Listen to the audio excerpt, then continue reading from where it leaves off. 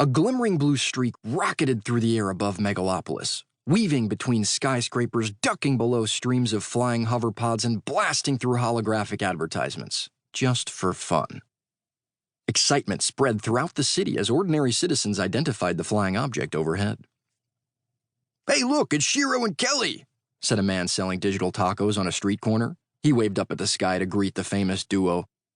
"Shiro and Kelly," an old woman on a park bench chuckled as she adjusted her cyber goggles. "Off on another exciting adventure, I bet."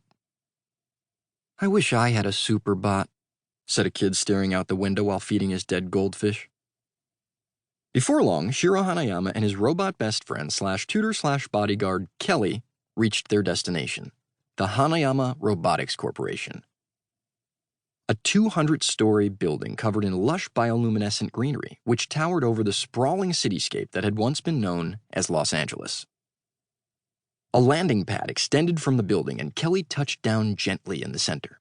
Shiro climbed out from inside the robot, yawned, and brushed the jet black hair from his forehead. He was pale and chubby, but had his father's handsome features and his mother's fierce, intelligent eyes. He wore a flight suit with a helmet, bright pink sneakers, and a backpack. Shiro stretched his arms over his head. "It's getting tight in there." "If you don't like it," replied Kelly, "stop growing." Kelly adjusted her configuration. In flight mode, she resembled a squid, 5 thin arms positioned at the bottom of her squat, egg-shaped body, ionic thrusters blasting from the tip of each 3-pronged claw. In casual mode, 4 of her limbs reconfigured into more traditional arm and leg positions, while the 5th moved around according to her mood. Sometimes it sat coiled atop her head like hair, sometimes it swished behind her back like a tail, and sometimes it moved to the front of her body to assist with tasks that required 3 hands. Kelly's limbs were dark and dull in color, but her body was iridescent, like the glimmering wings of a blue butterfly. She was built from indestructible bioengineered materials, covered in armored scales, like a pineapple, immune to microwave attacks, and completely bulletproof, unlike a pineapple. A series of quantum processors gave her the capacity for independent thought. She was bubbly, funny, and kind, with an IQ of 250.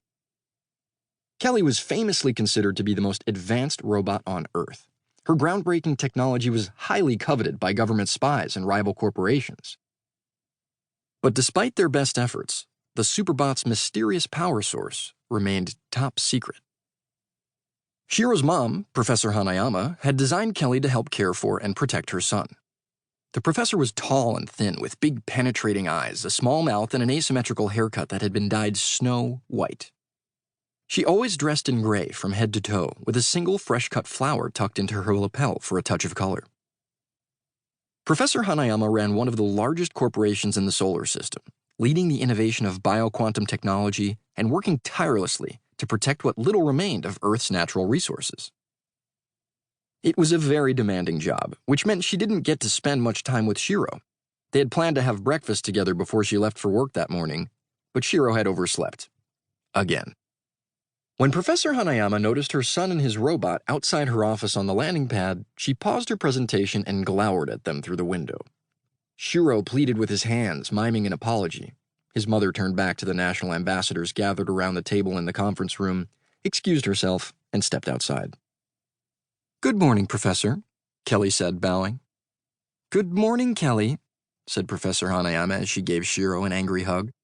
"Good morning, Mom," Shiro mumbled with his face smushed against her chest. "It would have been a better morning if you had shown up for breakfast like we'd planned." "Ow, Mom, you're squeezing too tight." Professor Hanayama let go, and Shiro breathed a sigh of relief.